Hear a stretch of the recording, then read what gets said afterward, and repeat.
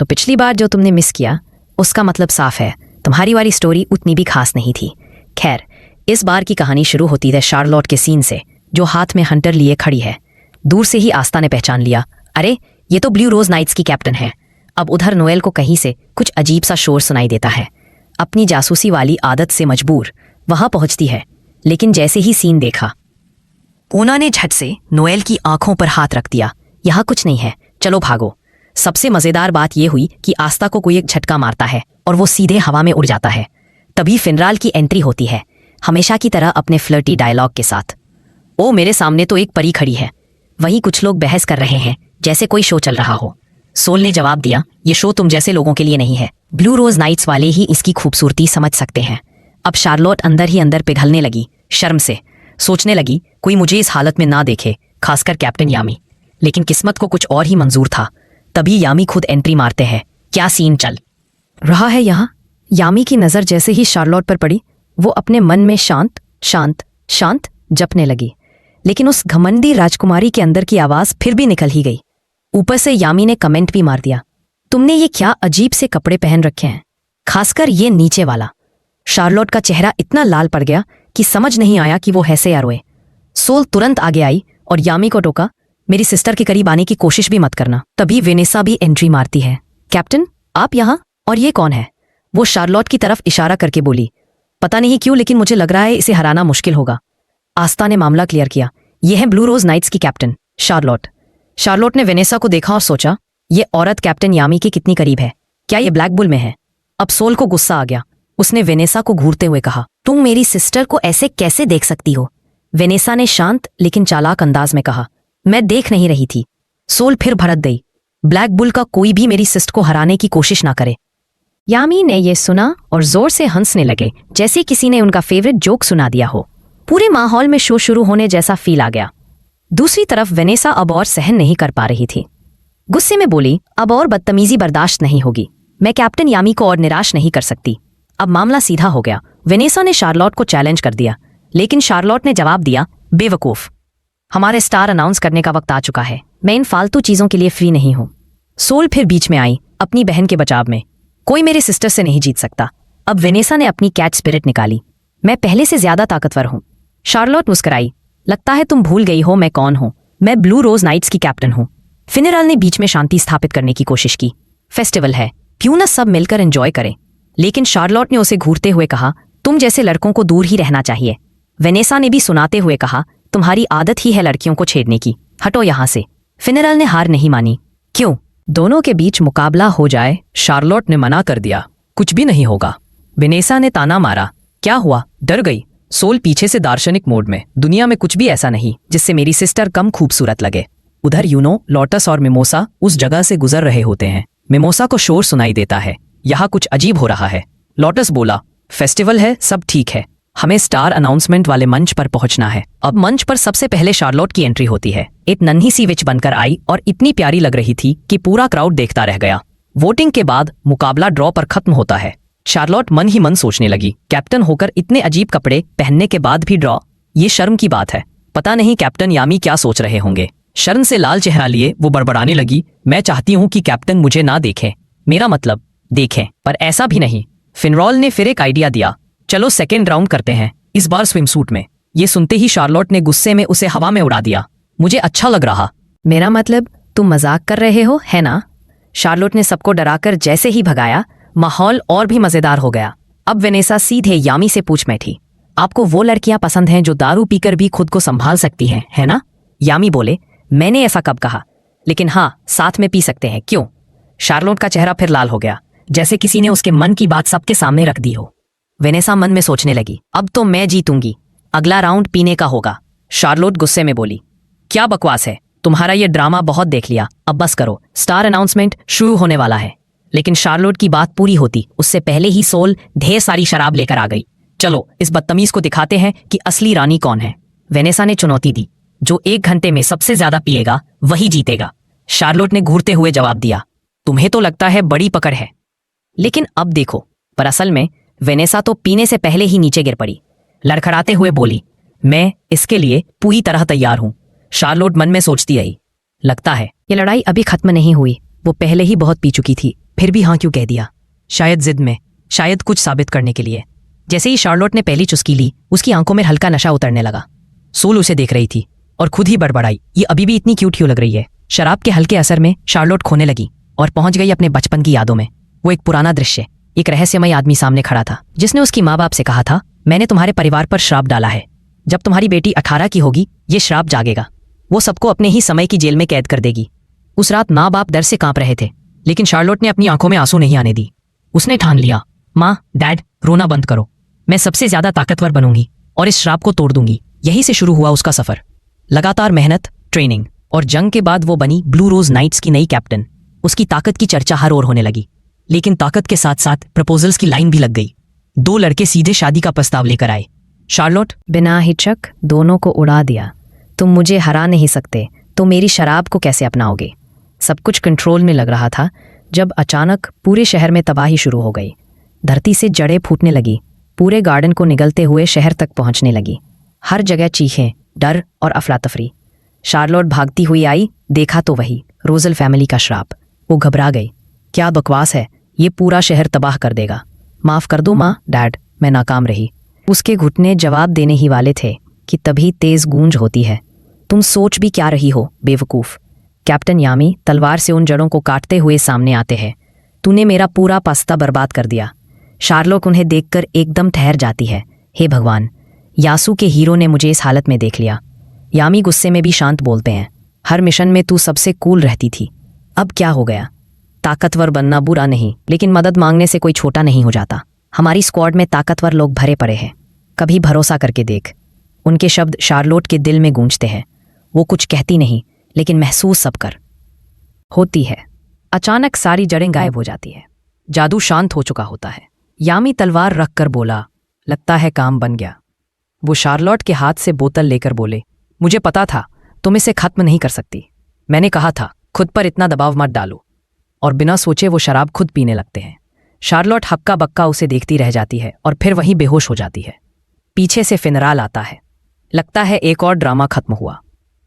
दूसरी तरफ लोग स्टार अनाउंसमेंट की तैयारी में लगे हैं। सबकी निगाहें यामी पर टिकी है और ब्लू रोज नाइट्स की कैप्टन वहीं बेहोश पड़ी है। यामी आखिरी घूंट लेकर बोलता है, धट तेरी की, लगता है हम लेट हो गए। फेस्टिवल में सब कुछ चमक रहा है। पूरा क्लोवर किंगडम सज धज कर तैयार है, जैसे किसी ने चांद पर झंडा गाड़ दिया हो। इस बार मैजिक नाइट्स को सम्मान मिलना है और खुद विजार्ड किंग जूलियस मंच पर आने वाले हैं। असल में ये सेरेमनी तो कैंसिल होने वाली थी। डायमंड किंगडम ने हमला किया मिडनाइट सन की प्रॉब्लम ऊपर से, लेकिन मैजिक नाइट्स ने जान पर खेलकर देश बचाया और जूलियस ने सोचा थोड़ा शोशा तो बन। अब आते हैं कैप्टन्स की एंट्री पर। हर कोई ऐसे वॉक करता है जैसे WWE में उतर रहा हो, लेकिन पर्पल ऑर्का का कैप्टन गद्दार निकला, सीधा जेल में। फुगेलियन अभी भी कोमा में है, उनकी जगह आई है मेरोलियोना। इतनी फाइटर निकली कि लोग कहने लगे, भाई ये तो फुगेलियन से भी ज्यादा खतरनाक है। गोल्डन डॉन के कैप्टन विलियम वांजेंस के लिए भीड़ अलग ही पागल हो रही है। जूलियस मंच पर खड़े होकर सोच रहा है, यामी तुझसे टाइम पर आना कभी होगा नहीं। और चार्लोट, वो तो यामी के चक्कर में दारू पीकर पता नहीं कहाँ गायब है। अब बारी आती है स्टार अनाउंसमेंट की। गोल्डन डॉन ने मारा छक्का। इस बार पिछले साल से 96 ज्यादा स्टार्स, और सबसे ज्यादा स्टार्स उसके पास। आस्था वहीं खड़ा होकर वही पुराना डायलॉग दोहराता है, मैं जल्दी ही तुमसे आगे निकलूंगा, I will catch up to you. उधर के लिए लड़कियां लाइन लगा रही हैं, लेकिन उसकी स्क्वाड में सब उससे जलते हैं। ब्लैक बुल्स की बात करें तो इनका एटीट्यूड साफ है, हम लास्ट ही आएंगे भाई, चिंता क्यों करें। फिनरॉल किसी लड़की को डेट पर बुलाता है और जैसे ही लड़की को पता कि वो ब्लैक बुल्स का है, जवाब मिलता है, हट बटा, हमसे ना हो पाएगा। लेकिन इस बार ब्लैक बुल्स सेकंड पोजीशन पर आ जाते हैं। पूरा हॉल सन। लोग कहने लगते हैं ये फ्रॉड है, धमका के नंबर लिए होंगे। लेकिन तभी क्योटो और काहनो बीच में आते हैं। अबे चुप, ब्लैक बुल्स ने हमारी जान बचाई है। रेस्टोरेंट वाली लड़की भी कूद पड़ती है, उन्होंने मेरी मदद की थी। विजार्ड किंग मंच पर माइक उठाते हैं और बोलते हैं, सरप्राइज होना जायज है, लेकिन सच यही है, ब्लैक बुल्स अब लास्ट नहीं है, वो क्लोवर किंगडम के असली हीरो बन चुके हैं।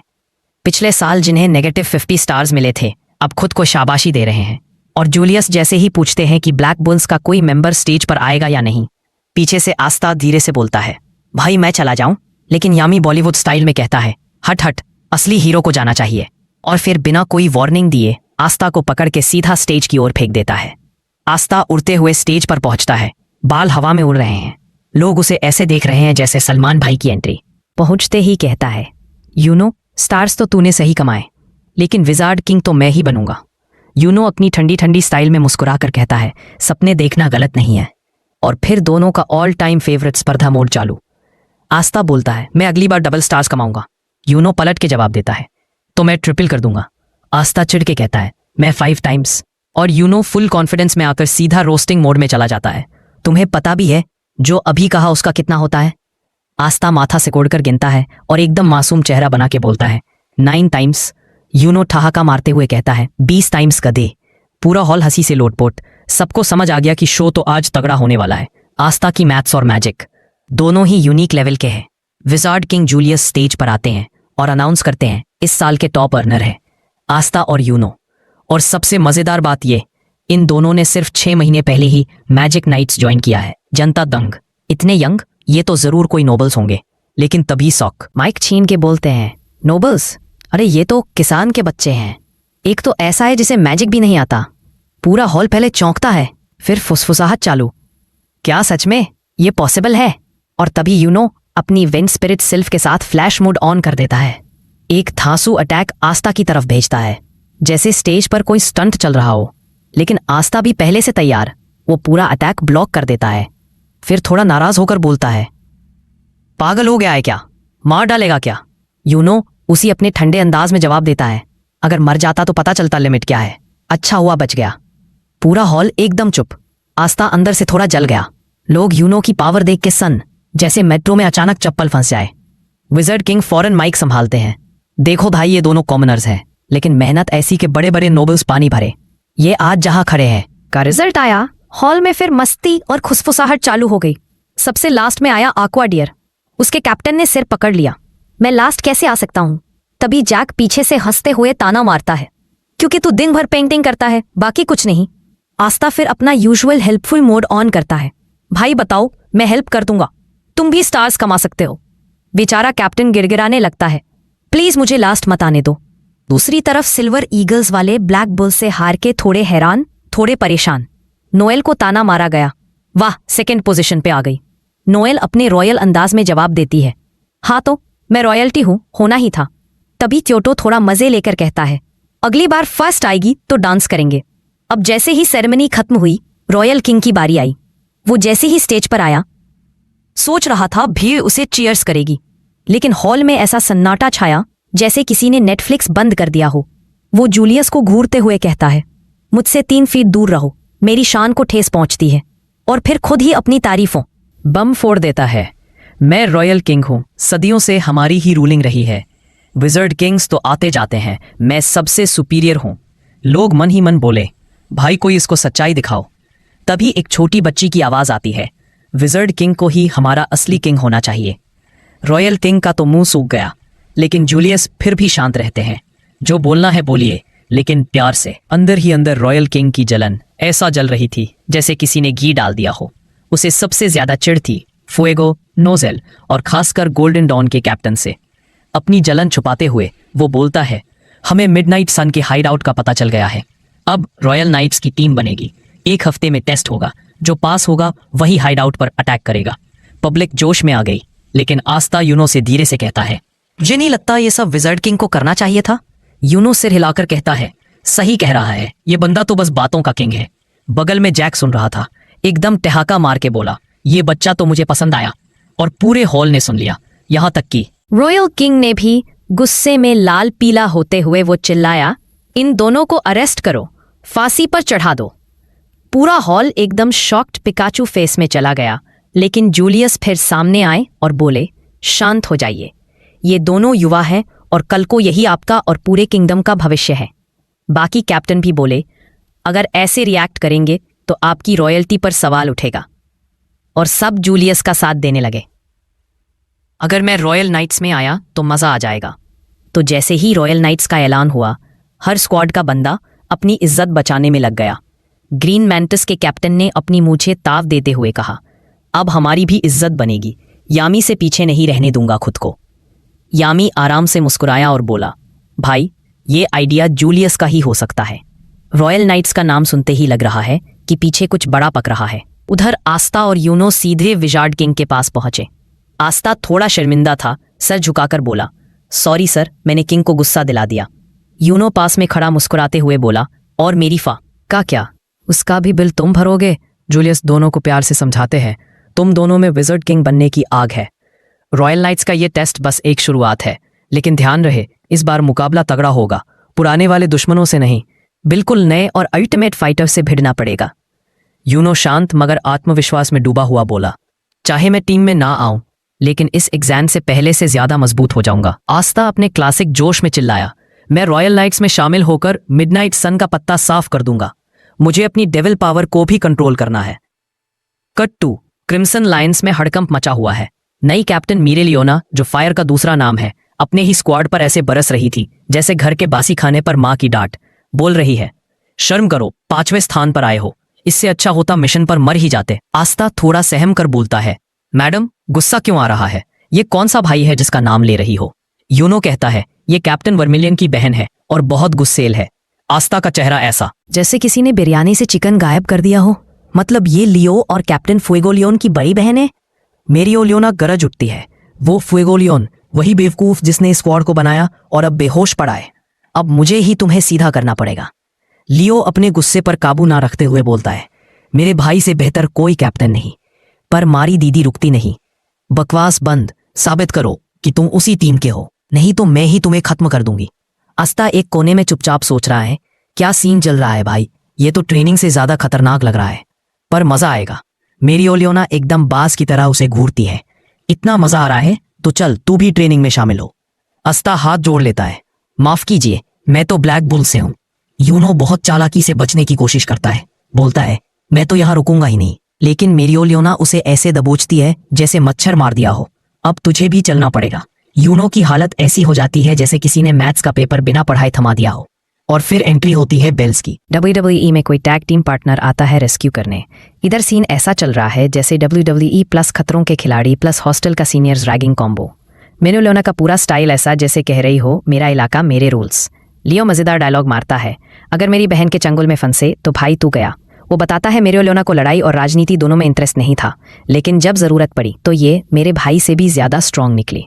इसे लोग कहते हैं अनक्राउंड अनडिफीटेड लाइनस। मेरियोलोना मुस्कुराती है, अब ठीक है, तुम दोनों को मैं बुलाऊंगी, रुकी 1 और रुकी 2। आस्था सोचता है, भाई ये लेडी तो हमें उठा के ले जा रही है, ये तो किडनैपिंग है। कट 2 बार में कैप्टन पार्टी चालू है। सभी magic night captains chill mode में, हाथ में ड्रिंक और टेबल पर पुरानी दुश्मनी। यामी ठहाके मार रहा है, जिनका स्क्वाड लास्ट आया उनका स्पेशल जूस तैयार है। कैप्टन जैक तंज कसते हैं, बहुत मत उछल, तू पिछले साल खुद लास्ट आया था। यामी आंख मारते हुए कहता है, मुझे पता है तुझे जलन हो रही, आखिर तू हारा उस टीम से जो लास्ट थी। कैप्टन नोजेल गुस्से में आने ही वाला होता है कि बारटेंडर बीच में ड्रिंक थमा देता है। शांत रहो भैया, पहले पी लो। इतना पीते हैं कि सब एकदम संत हो जाते हैं। कैप्टन रिल, जो फिर से लास्ट आया है, थोड़ा इमोशनल हो जाता है। भाई यामी, तू इंस्पिरेशन है। मैं एक बार लास्ट आया और डिप्रेशन में चला गया, तू हर साल लास्ट आता है और फिर भी कूल है। और तभी मेरियोलियोना की धमाकेदार एंट्री, वो आस्था का कॉलर पकड़कर उसे सीधा बार में खींच लाती है। एक जीत पे इतना फुल मत, असली लड़ाई तो अभी बाकी है। यामी सिगरेट फूंकते हुए हंसता है, भाई ये तो लग रहा है जैसे हॉस्टल के दिन वापस आ गए हों। ये सब कुछ तो वैसा ही है, लड़ाई, मजाक, ड्रामा और ढेर सारी क्लास। और मेरियोलियोना का मूड बस इतना कह लो, अब जिसे जंगल में आग लगती है उसे बारिश नहीं ट्रेनिंग चाहिए। अब कहानी पहुंच चुकी है उस मोड़ पर जहां सिर्फ जादू नहीं, जुनून ही असली ताकत बन चुका है। मेरियोलियोना के पास एक ही फंडा है, तुमको नहीं लग रहा, लेकिन ट्रेनिंग शुरू हो चुकी है बच्चों। जैसे ही आस्था को मासूमियत से आते हुए देखा, उसने बिना टाइम बर्बाद किए बोल दिया, तू लेट भी आया और लौटने का प्लान भी नहीं है, चल मेरे साथ, तुझे तो सबसे ज्यादा जरूरत है ट्रेनिंग की। आस्था कुछ बोलने ही वाला था कि पीछे से कैप्टन यामी की आवाज आती है, मैं तो इसे पहले से ही कैप्टन मान चुका हूं। और हॉल में ठहाके लग जाते हैं। मेरियोलियोना की नजर इस बार शार्लोट पर पड़ी और कोई बहस या माफी का चांस दिए बिना सीधे खींच लिया, जैसे किसी मैच में टॉप कंटेंडर को जबरदस्ती वाइल्ड कार्ड एंट्री दे दी जाए। पर कहानी में तड़का तब लगा जब सोल बीच में कूद पड़ी, आप मेरी सासू माँ हो, जहां आप जाएंगी मैं भी वहीं जाऊंगी। और तभी तड़ाक, नोएल की शानदार एंट्री। आती ही गुस्से में आस्था से कहती है, तुम यहाँ क्या कर रहे हो, हमें किंगडम छोड़ना है। लेकिन मेरियोलियोना तो जैसे किडनैपिंग स्प्री पर निकली हो, एक पल में नोएल को भी साथ ले उड़ी। नोएल धीरे से आस्था से पूछती है, ये हमें कहाँ ले जा रही है? आस्था भोलेपन में बोला, कुछ हॉट स्प्रिंग जैसा नाम लिया था। नोएले के दिमाग में सीधा हनीमून स्पेशल सीन चल गया। और अगले पल धड़ाम, आस्था को पड़ गया एक शानदार मुक्का। कट्टू बार के कोने में बैठा बटेंदर, जो और कोई नहीं बल्कि खुद विजर्ड किंग जूलियस है, हंसते हुए सोचता है अब असली मजा शुरू होगा। और फिर शुरुआत होती है उस ट्रेनिंग की जिसे मेरियोलियोना कहती है, वोल्केनो सर्वाइवल मोड। यूल्डिम वोल्केनो, एक स्ट्रॉन्ग मैजिक रीजन जहां टॉप तक पहुंचने वाले को मिलेगा हॉट स्प्रिंग स्पा का एक्सेस। आस्था हैरान, क्या यही है वो हॉट स्प्रिंग? मेरियोलियोना बिना पलक झपकाए जवाब देती है, जो लावा में डूबा नहीं वही पानी में नहाएगा। चलो शुरू करो चढ़ाई। आस्था धीरे से बुदबुदाता है, मुझे तो ये तूर नहीं टॉर्चर लग रहा है। सोल शार्लेट की पीछे पीछे लगी रहती है जैसे शैडो मोड ऑन हो, जबकि शार्लेट कहती है तेरा यहां होना कोई जरूरी नहीं है। सोल अपना सच्चा आशिक मोड ऑन करते हुए कहती है, जहां आप जाएंगी मैं वहां जाऊंगी। लियो आस्था को रेस के लिए उकसाता है, चलो देखते हैं कौन पहले टॉप पर पहुंचता है। आस्था जोश में आ जाता है, लेकिन यूनो वही काम एंड कहता है, भाई ये लावा जंपिंग मेरे बस की नहीं, तुम लोग एंजॉय करो।